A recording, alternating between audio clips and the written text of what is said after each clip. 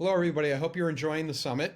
CSA does a really nice job, and we have a very exciting panel for you today.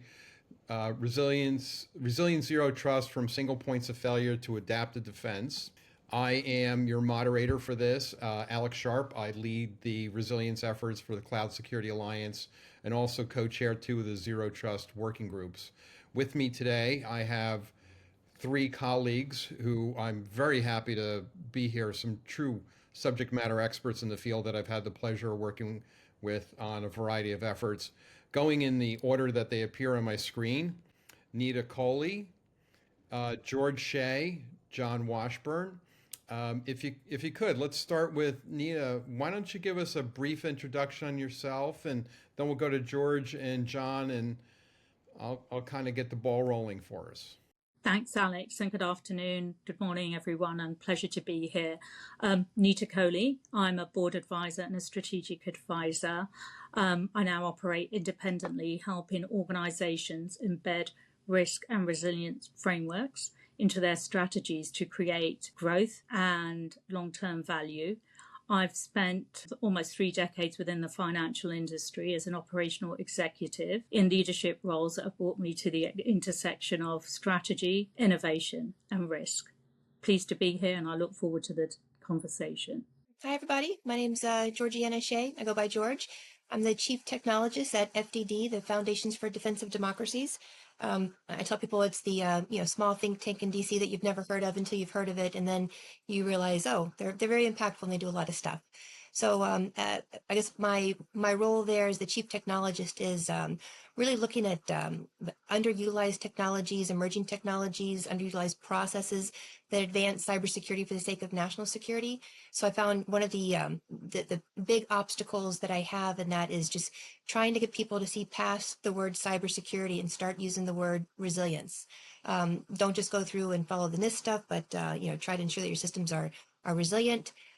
While with FDD, I had the opportunity to serve on the President's Council of Advisors for Science and Technology Working Group on Cyber Physical Systems Resilience Strategy. So we gave the White House a list of recommendations on how to ensure resilience of our cyber physical systems. I work on a range of different topics from getting ready for quantum computing to supply chain risk management to different technologies that, as I mentioned, go through and advance cybersecurity for the sake of national security. So I tell people I work the entire spectrum, which is very exciting. John Washburn, I'm the Chief Information Security Officer for Stoll Reeves. We're a law firm here in the U.S. with offices from California to Alaska to Washington, D.C. In addition to being the CISO here, I also serve on the Executive Committee for the Legal Services Information Sharing and Analysis Organization. And I'm also a contributor to the Global Resilience Federation's Operational Resilience Framework, which you can find out more about at grf.org/ORF. As fiduciaries to our clients, we have an ethical duty to make sure that we're able to provide services at all times. It'd be very difficult for us to come back to a client and say, I'm sorry, we can't help you right now because we're having some kind of disruption over here.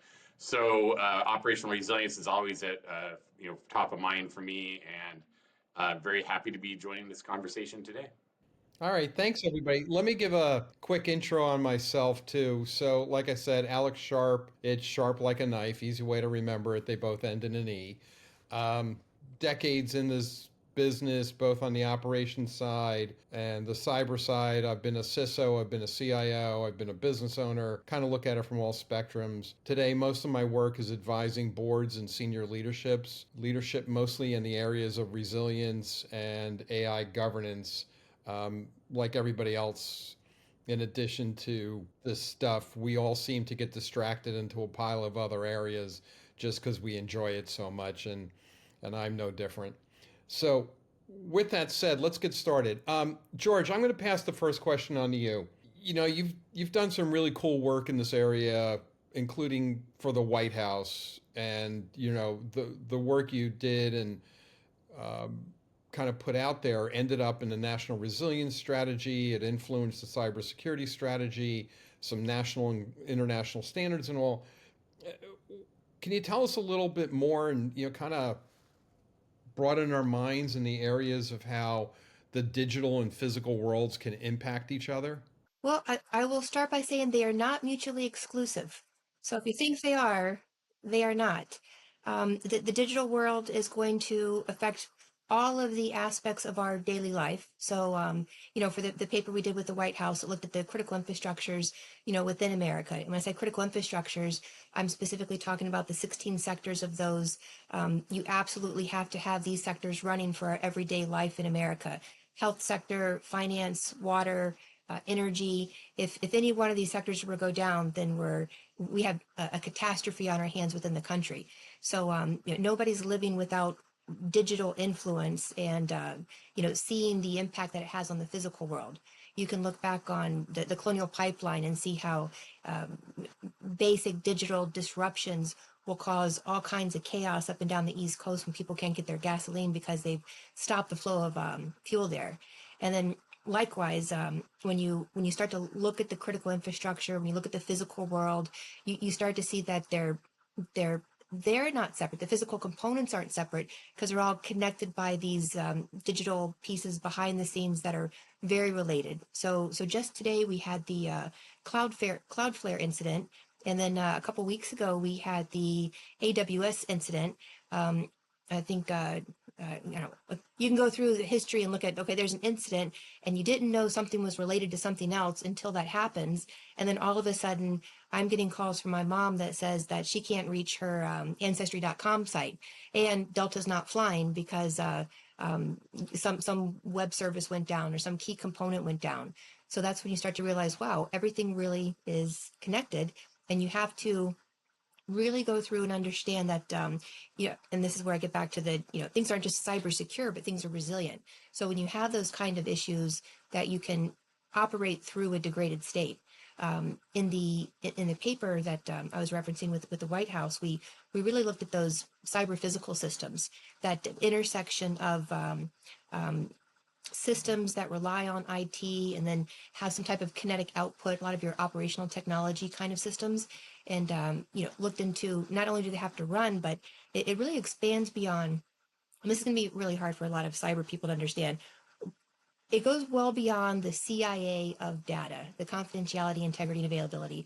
It really gets to the safety aspects of things when you talk about the physical world. Because when you get to that intersection between digital components running physical things, there's a kinetic output, which then ultimately you have to look at the safety of those things.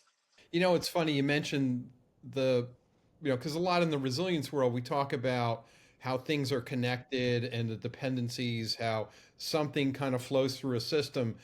When we had that AWS outage, which really didn't last for too long, a couple of weeks ago. Well, we're recording this, so for the recording, it's about 6 weeks ago. For us, it's only a couple weeks ago. But I went to my dry cleaner to go pick up some stuff, and their point of sale system was offline, and they really were going back to paper and all. So I did a little looking around, and their point of sale system was running on AWS. I heard some funny stories that, those beds that independents, each side is independent, you can raise the head and feet and monitor the temperature.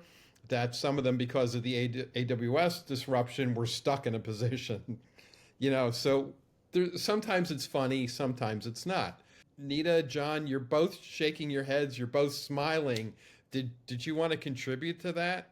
I don't know. I'll say I was going to talk a little bit about this too on the business impact side. But when services like this go down and we have these outages, there's a frequency issue too. And we look at, right, what can we do? And you mentioned, we talk about scenarios where IT isn't available. We also look at manual process workarounds because technology doesn't always solve the problem for everyone. And for many mid-sized businesses or small businesses, the technology solution might not be cost effective. So you have to look at what other kind of resilience would you have. So you mentioned going back to paper. Isn't it nice that we can do that? Because people still remember. Yeah, like going back to paper, but also Delta with CrowdStrike running around with USB drives. The issue was just finding enough people with USB drives to run out to the terminals and firing them back up, right? Yeah, well, I mean, I'll have a quick example from Chicago O'Hare Airport recently. My apologies if you have to go through that airport a lot. We were at the gate and we had a series of snafus, and it was one thing after another. And finally, we get to the gate, and the ticketing machine's not working. And they're pulling it out, trying to pull pieces out, trying to figure out what they're going to do on the spot. And we're thinking, oh no, after everything we went through, moving gates and the plane's not arriving and other delays, now the ticketing machine won't work. And what they ended up doing is someone stood there with a list on her cell phone, and we walked by, and she said, "Show me your boarding pass and say my name. Say your name." And she checked it off her little iPhone right there, and that's how we got onto the plane. There you go. So there's, we'd already cleared security, but there's, was that a planned way to do it? And from what I observed, it was two people figuring out how to maintain resilience on the fly. It didn't look like it was a planned thing, but it worked. Hey, the Marines call that semper gumby, always flexible. Excellent. Nita, you're smiling and bobbing your head. I have to ask, you must have a war story here. I don't know if I've got war stories, but just listening to some of the comments that have been made, the one thing that strikes me as we talk about this, and I know we'll get into more detail, is a comment around the interconnectivity and the extent of some of these crises, these incidents. I mean, your example of the beds, I mean, it's just eye-opening to the average person, the pervasiveness now that we are just so interconnected and the extent of which there is impact, because there are things that you would never contemplate, right, that are in our ecosystem now that we've got more transparency and visibility on. Who would have known that, AWS may, the downstream impacts that, that we're seeing would have had, and even Cloudflare, right? So I think that's something important beyond the realms of many of the industries we operate, just the average mom and pop industries that are heavily impacted as well. Yeah, to go down that point, and we could dwell on this forever, right? The interdependencies are really what we really want to. When you're working a resilient strategy, it's the dependencies that are both glory and disaster for you, right? It's either if you know them, they can work for you. If you don't know them, it's going to blow up. What I was thinking when this whole thing happened with that point of sale system, I was thinking about, what does this mean for Uber drivers, right? What does this mean for all the delivery services, right? Not, large enterprises are one thing, but these side hustles and these small SMBs that really don't have the technology sophistication to even understand what's happening to them. What's going on with that? Think about all that disruption. If an adversary really wanted to cause chaos at a time of their choosing, just think of what they could do, right? So it's amazing. So Nita, going back to you on that, since we're going down that road of the impact, can you talk a bit to the difference between resilience and cybersecurity? How do they work together? What's the difference? What's the interplay? Can you give us some sense of that? After all, you did write the book on operational resilience, right? Great question. And I'm sure you'll see it as well with a lot of the work that we're doing advising companies. I would not be remiss. I mean, the amount of ambiguity and confusion there is when we talk about cyber, when we talk about business continuity, when we talk about disaster recovery and resilience. I think many, when we've started this journey, would have actually said resilience is basically IT disaster recovery, business continuity. Exactly. And for those of us who know, that have been doing this for the last, for a number of years, recognize actually, let's just start very simply by sort of clarifying what each of these things are. So I'm going to try and simplify this, and please feel free to jump in, others, right? Cyber is about protection. We're talking about keeping threats out. When we talk about business continuity and disaster recovery, you're focused on recovery, how quickly you can get things back up once they fail. Very important. So that's a very clear distinction. And now when we talk about resilience, exactly goes to your point, Alex, when you talk about understanding those dependencies, the interconnectedness, because you're looking at things end to end. And it's about continuity through disruption, right? It's I don't want to sound too technical, but you've seen the definitions. It's really about your ability to absorb and withstand these shocks and still continue to deliver those most important outcomes. Many people will ask me, what does a resilient organization look like? What does it mean to be resilient? Resilient organizations assume things will go wrong. whether it's, it's connected through their systems, their people, their data, and they design that they design flexibility into their system. So it's not just about security or recovery plans. It's really about embedding adaptability in how your business operates day to day. And that's a huge paradigm shift, the last thing I'll say, because that view of disaster recovery and business continuity is very sort of, let me say, boundary driven. It's very isolated. You're looking on the recovery of an individual process, application, location. When you're looking at resilience, you really need to understand that full end-to-end ecosystem, that chain, in order to deliver that service. And that is a significant shift from how organizations have operated traditionally. Yes, absolutely. To highlight and maybe use a different set of words, I always talk about it's about remaining viable, where disaster recovery and business continuity is either you're alive or dead, where in the resilience space you talk about remaining viable. George has been known to make an analogy going back to the Terminator, especially in Terminator 3, where no matter how many times you shoot this thing, it just keeps coming at you. That's resilient. And kind of highlight, given we're at a Zero Trust Summit, a lot of the resilience principles you just enumerated are really zero trust principles, right? Where you assume breaches are going to happen, you're going to assume incidents happen, you're going to look at your dependencies, you're going to begin with the end in mind, right? These are guiding principles of zero trust, So yeah, excellent. I agree with everything in there. All right, then, John, business impact analysis, right? Because we talked about the need for the dependencies and business priorities. So, let's talk about the BIA as a tool for helping us do all this great stuff. Yeah, I'll walk through it as an example from our perspective. So for many years, when we first started doing business impact assessments, we started looking at it from a perspective, does anyone here in leadership know what every business unit does? And the answer is, of course, no. Like, nobody knows what everybody does. So we decided to break it down and look at what are the core business units that we need to remain viable, to be up all the time, to be able to provide services. And we broke it down to about 14 units. And so at the time, we, along with our facilities team, because we made it about both cyber and physical, we rolled out these business impact assessment worksheets, business continuity plans. And it started out at first as a continuity plan. How do we keep running? But as Nita was saying earlier, it was more about a recovery thing than a resilience thing. But as time went on, it became more about resilience and how do we avoid the recovery part and just keep running. So we tasked each business unit head with doing this impact assessment and this plan annually. And of course, over time, things change.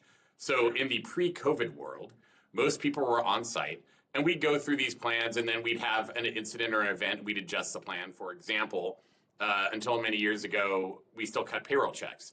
And we had an issue here in the Portland, Oregon office where I'm based, where we had a power outage downtown, a huge circuit breaker fried and took out about 3 city blocks. And at the time, our payroll checks were cut in the office. So someone had to go get permission, run up the stairs in the building 25 flights, retrieve a check printer with magnetic ink, and go take it back somewhere to make checks. We thought, why are we doing this? So at that point, almost everyone was direct deposit, but a few people didn't want to be. And so we gave them little EBT cards, and that we deposited that. So we got rid of the risk. So as examples of how we then went through, and the plan was adjusted, the impact assessment changed. Well, when COVID happened, many of our administrative people became work from home, and some departments almost entirely. So then we started looking at the resilience factor. If my people are working from home and we do these impact assessments, what if their home internet goes down? Okay, are they going to be able to get to the office? What if our VPN goes down? Then all of these people aren't going to be here. And so we started shifting away from traditional VPN to doing a SASE equivalent, where we're looking at our people being anywhere in the world. How can we be resilient, have them work from anywhere, and we're not constrained to some VPN appliance that sits in a data center here that then becomes a single point of failure or a redundant pair point of failure or something like that. And so as you go through these business impact assessments, what they do is they inform you on what you need to prioritize, where are your impact risks to operations, to financial effects, to reputational harm, and decide where you can prioritize those resources. With our 14 business units, there are some that are going to rank higher than others, in that hierarchy. And if we were looking at a scenario where, okay, if we flip a switch and everything comes back up, great. But in most cases, you flip a switch and then you have to start rolling out the solution to different groups. Which group comes first? Which groups should be prioritized versus other groups? Which groups are really technology dependent, heavily technology dependent, and which groups have manual workaround processes like, writing down receipts or something like that. For example, we switched to a more resilient cloud service provider for human resources payroll. Many of you on this call probably use them. What are their odds of going down? They've got to be extremely low. Nevertheless, we still have to game out in our business impact assessment, what would happen if that payroll service goes down? What would we do? And one of the things you could do is you could still pay people based estimated on their past paycheck and then later correct it. Now, if you underpay someone, you've got to correct it quickly. So you might be a little liberal, and if you have to make an estimate, depends on what country you're in too, right? This is not legal advice. I'm not a lawyer, but there are ways that you can still comply with manual processes where you don't always have to rely on technology. But make sure you think about that, because there isn't always a technology solution, and a business impact assessment will be really helpful to get down to that level, right, at the specific business unit to find out what they really need to make you resilient. Well, that's very important, right? So, fundamental all this, our technical defenses have become so strong, the adversaries have learned to go around them, right? If you look at north of 90% of attacks these days begin with a social engineering attack. The two casinos out of Las Vegas are prime examples, right? No technology involved whatsoever. And technology also, the non-technology aspects, the people, the process, the organization also become fundamental to recovery.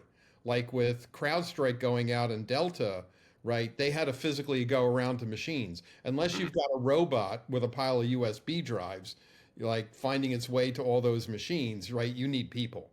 Right. Right. But at the same time, too, I think you have to take a perspective that always think about what happens if there's a control failure. Like, there's no single control that's never going to fail. And in some cases, like people, we love our people, but we always assume the person is going to fail. What happens when the person fails? What can we do, right? By the zero trust principles, like we're always verifying. So I mentioned that solution where you moved away from traditional VPN. One of the reasons is if I have a traditional VPN, I am tunneling all my traffic from this device back to my data center. Some of you may be split tunneling Zoom and Teams or whatever, but mostly you're sending all that stuff back. Why am I trusting all that traffic? What if the person's out there in the wild and they're a human, right? We're all human. I've made mistakes. We all do. And that device gets left unattended and logged in. Or that device somehow ends up with something foreign in it that we haven't been able to account for, even with all of our controls. Do I really want to let that whole thing back into my environment? Or would I prefer, as we do now, to have it authenticate every time it connects to a SaaS solution or an infrastructure solution, and re-authenticates every single time, and re-authenticates on a cadence, and does it on individual SSL connections to these apps through 443 or something, and not just tunneling it back to my data center, where if anyone gets control of that asset, now they have a direct line right back into the environment.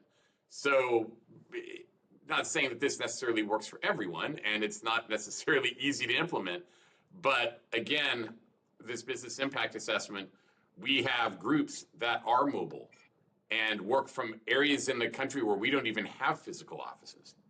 So how are they going to come into an office somewhere? It's not even feasible. So we have to think of other ways, like how do we get these people to work in a way that's resilient, that doesn't have those technical dependencies, but meets the requirement that that business unit has to meet. Very cool. So Nita, can you expand that? What John was saying is spot on, and I love his examples as always. Fantastic examples. Can you build that out to outside of our perimeter? Because we have so many third parties we deal with today, right? People that are relying on us, we're relying on them. Can you build that out a bit for us? Yeah, I mean, look, it's a great question. When I sort of think about it, when you think about third parties, I think we also need to think, we use third party now as a proxy for nth party. So we should clarify that, we're going beyond the boundaries of just knowing outside the boundaries of our organization, who's my immediate relationship with. There's now focus. You really do need to understand what is that dependency chain look like across the ecosystem? Who are they dependent on? who are they dependent on and their dependency right down to the nth party. So I think when we talk about third party, we should just talk about external parties that we're connected with. No organization today operates in isolation anymore. I mean, we just talked about it previously. We always are relying on someone else's data, someone else's infrastructure or software. So this means that resilience really isn't about your ability to respond. It's about the resilience of your ecosystem, and the accountability doesn't sit with you. The accountability sits with you to understand the resilience of your service providers. And you're seeing that as well reflected through some of the recent regulation. I mean, there was the Critical Third Party Act that got issued back end of last year from the UK, where they're putting, that's going to put more emphasis and dependencies on our cloud service providers, right? So, there is this shift in how regulators are looking to govern.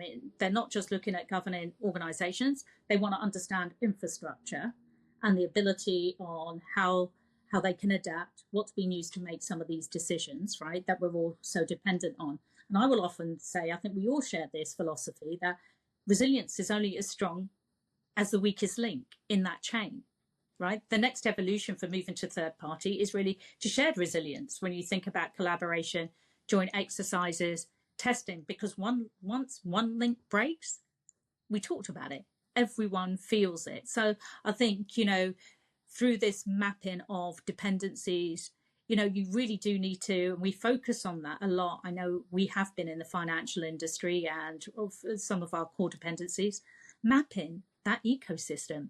It's so paramount to understand who we're dependent on and possibly identify those single points of failure, because unfortunately today, we only understand those single points of failure after there's been an outage. I was going to say there's a lot in there, right? Because you were talking about the UK standard, but we also have DORA, NIS2, E21, TSACs. I mean, we could go right down the list. Sitting here thinking about it, I cannot think of a standard or a cyber regulation that exists today that doesn't talk about risk-based decisions and supply chains. I cannot think of any. And I think what we're seeing, the good news is there is convergence with the intent, right, of these regulations. Many would argue how, like they're all saying different things. The nomenclature may be different, but the intent and purpose is the same. And how you adopt it, the how is up to you, but the outcomes are very much aligned and are converging between all these regulations.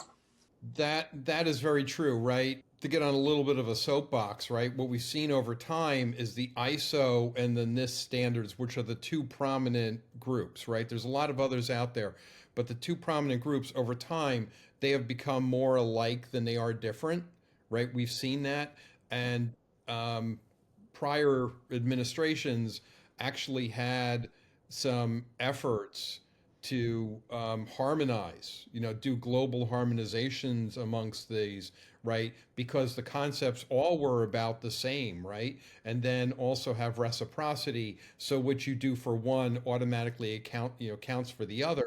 Because as we all know, one of the soul crushing things we all do as cyber professionals is go through a set of evidence and documentation for a set of standards to comply, and then have to go through a similar exercise for somebody else where we're really just repackaging and regurgitating the other material, right? So there was a whole lot in there. George, did you have anything to add to that? Because I know this is a I big do. topic for you. I do, and I don't want to repeat a lot of what was said, but I do want to explicitly point out that it sounded like that was sort of at the macro level, different organizations in the supply chain that you're relying on, but it also applies to the micro level. So when you're talking about software components and what makes up a package of software, so it's not just an organization that's going to have cascading effects and other dependencies. It's going to be the the software package that's 90% open source that you're using, and you don't know where the 90% of the open source software came from. Who built it? Who committed it? Who's maintaining it? Where's that coming from? And as you continue to, take that open source software and, ingest it into your system, not knowing the provenance, not knowing where it came from, it's a risk. So, it goes back to what I think mentioned with the first question, that dependency and the connection of all these different systems together. You could have, Log4j, such a great example, or the SolarWinds, Orion, such a great example. These little tiny pockets of software that are out there that no one's ever heard of until everyone has heard of it. And that's not a good thing, because organizations themselves haven't had, I think we're getting better, insight as to actually what it is they're ingesting in their supply chain. They take that overall package and plug it in and say, okay, we're using this package without a real understanding of the component tiers that are in there. And again, it could be up to like 90% of their software is open source from who knows where. I'm a little surprised you didn't say SBOM. SBOM, yes. So your software bill of material, we can also talk about your crypto bill of material, your artificial intelligence bill of material, your hardware bill of material. We can talk bombs all day long if you want to. But, just wanted to make sure that the audience understands that everything Nita said, it's at the macro and micro level, just having that transparency and knowing what those relationships are. I'm almost tempted to throw out a bet to the audience, because when the numbers came out for 2024, 1 out of 8 incidents were related to the software supply chain, and I think it was 30% had were result of a supply chain, right? And so maybe we should have a bet of what the 2025 report's going to look like, right? I expect it's going to double. Those kind of stats never really make sense to me, because you'd have to get to the root cause to determine it. And sometimes when you have something like a supply chain issue or some cyber attacks, it gets chalked up as a maintenance issue, an end of life issue, or a faulty component issue, and then you're good enough with that as the reason, and then you move on. So it's what you know and what you don't know, the knowns and unknowns and the known not knowns. Yeah, this goes back to the whole claim that in critical infrastructure, the number of cyber-related events are so small. Well, the reality is, once you start digging into them, cyber events were actually written off as maintenance issues or misconfigurations, right? So they're actually more prevalent. It's just they weren't categorized correctly. Not even, the categorization, the capability isn't there in some cases. Yes. We talked a little bit about the cyber physical systems. So now you're talking operational technologies versus information technology. You've got an entire market of IT monitoring devices based on your binary ones and zeros crossing the network. Not as big of a market for the physical baseline of things. What's the frequency, the temperature, the speed, the physical component baseline to determine what's normal, what's not normal. You can go back to the Stuxnet example to say, are centrifuges spinning the way they're supposed to? No, that's an abnormal thing that we should be monitoring. There's probably an issue here. Those capabilities just aren't as prevalent. So the monitoring piece is really missing out on that side. Yeah, I would also argue that engineers aren't trained to look for it, right? I think that's part of it, which is a different topic for a different webinar. Maybe the Cloud Security Alliance will have us back for that. John, I have to bring up something because we're on the subject. You do a very interesting thing when you run your tabletops. You actually demand at least once a year, every business unit runs a scenario where IT is not available. Well, now this doesn't mean that we all have to withstand IT not being available. It helps us surface issues too, though, about how dependent we are on IT. So we want them to be able to say, in all these areas, can you be independent of IT? Do you have a manual process? Do you have an operational workaround? Are you dependent on our IT, or do you have a way to depend on someone else? Like, for example, payment processing is outsourced, and whether or not our IT is up or not, the payment processor is going to be handling it. Now, if the payment processor goes down, that's independent of us, and we have to look at that as a supply chain risk. But we do this also to know where we're going to prioritize. So I would say in most areas, I agree that we don't know where our single points of failure are until they fail. One we do know about for us, though, is identity service provider. So we use a cloud IDP right now. And as we went through some of these scenarios, we went and looked at some units where their business continuity exercise, the business impact assessment said, if we don't have IT, we are hard down for this service. Hard, like there is no workaround. It's an IT dependent service. So what can you do to make this service available as much as possible? I wouldn't say at all costs, because we don't want the cost of remediating the risk to exceed the risk, but can you make this available? And so we started looking at where could something go down that would affect us all the way around. That would be our cloud identity service provider. So we took a look this year and thought, well, could I have a redundant IDP? How would I do that? And there are ways you can do that. You can orchestrate redundant identity service providers and have two of them. However, what would that cost? And we looked at the cost, and first of all, the cost was higher than for a business like us would be justifiable, based on the fact that our identity service provider has had an extremely strong track record of their own resiliency and not going down.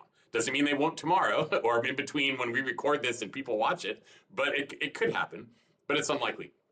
The second thing we went through as well was there's going to be a major service difference. So right now in our zero trust framework, we authenticate both the device and the user. So the device has to authenticate and the user has to authenticate. So even if I have valid MFA credentials, I cannot log in to certain services from a device that isn't a device that we fully control, and we know that device. But if I have to fail over, I might lose that. When I looked at the other identity providers, they said, well, we can do the user, but we just can't do the device. It's like, well, wait a minute, that's a core part of our environment. So we know there's a single point of failure here right now. And so we go back to those business units and try and work through it. Say you're down, how long can you be down before this affects things? So a former CFO told me once, we were going through this exercise, and she said, well, we don't really need the billing system all the time. And I think, well, another CFO might disagree. But she wasn't wrong. I mean, if the bills go out 5 days late, yeah, that's a factor. But could we speed up the sending of the bills? And we send most of our bills electronically, I believe, at this point anyway. So there's, what's the flexibility? Do you know what the time frame is where this becomes an issue? Could IT be down? Could you be out for, say, 72 hours and have no effect? So on our business impact assessments, we make sure we split out by time. And we have what's the effect to you for 24 hours? What's the effect for 72 hours? What's the effect for a week, 2 weeks, month, indefinite? So, and what happens in indefinite? And what would you recommend we do? There's no we'll live with it, right? It's okay. At this point is where we decide that we're getting a new vendor and we're, going through this process of doing that. And of course that puts back on IT. How would we do that? So, backups. I can't tell you how many times in my life I've heard people say, what's your disaster recovery plan? It's backups. Okay, well, backups are a corrective control. Backups are not a plan. Backups are something to fix something that's broken. So please do not rely on your backups for that. Rely on everything else, and the backups are there as a safety.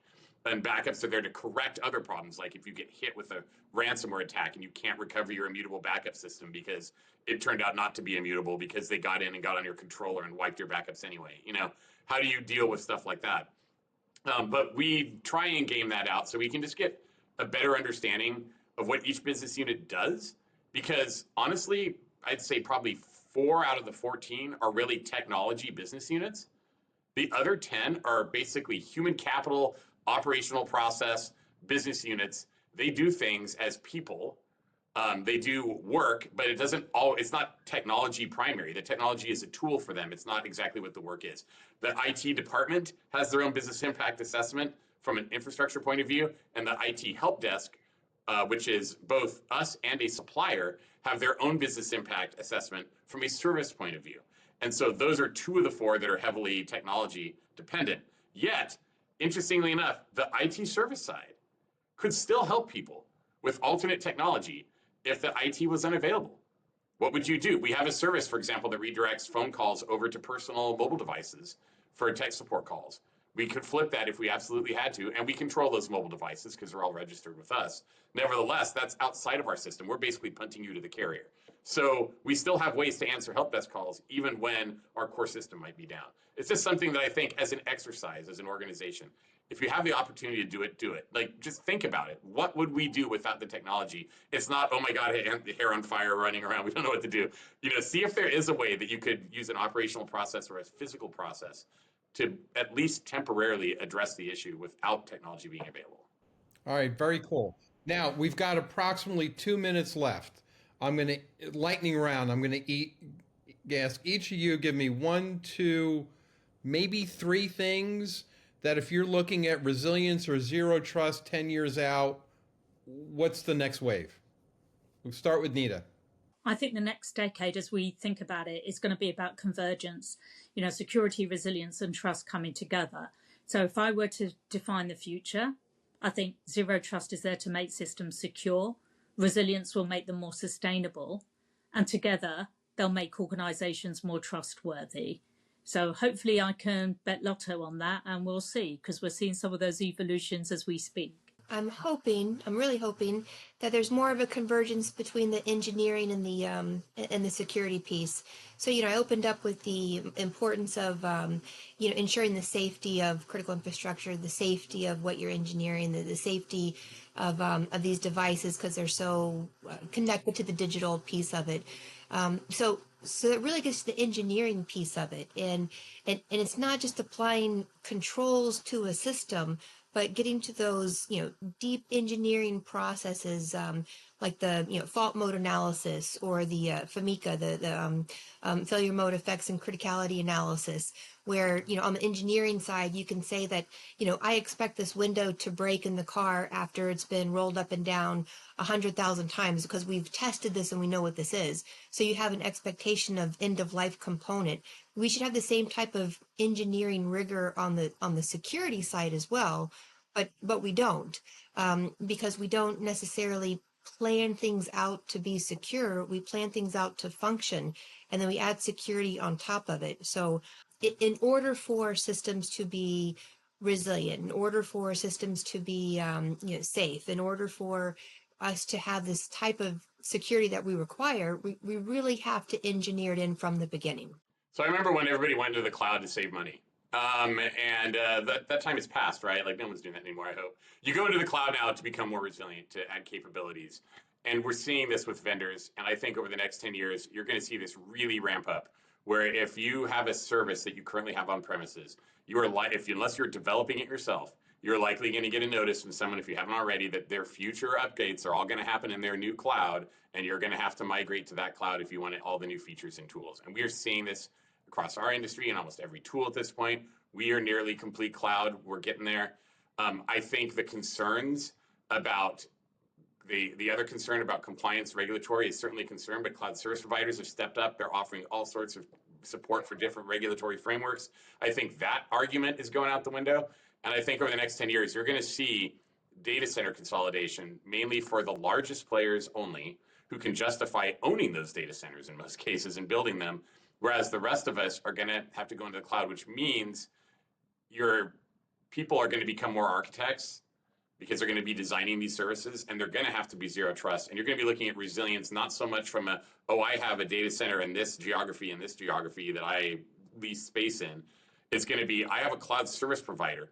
What do they do? And then, does it make sense to have a second cloud service provider that does something similar that I could fail over to in case that one changes? I think the perimeter blew out a long time ago out to the rest of the world, but I think it's becoming even more of an amorphous thing where I'm going to be thinking more about what type of services can I get in the cloud? How do I trust how do I trust that service through zero trust principles, which is kind of ironic? And how do I better balance the business across those services versus trying to do something internally? So I would say the short answer is cyber resilience, trust, privacy is all going to merge and mature into a business function. That's my prediction. Fantastic panel. I hope everybody enjoyed it. Please feel free to reach out to any of the panel members. You can find all of us on LinkedIn. And as you can tell, everybody on this panel has a lot of passion about the subject. Thank you for giving us your time.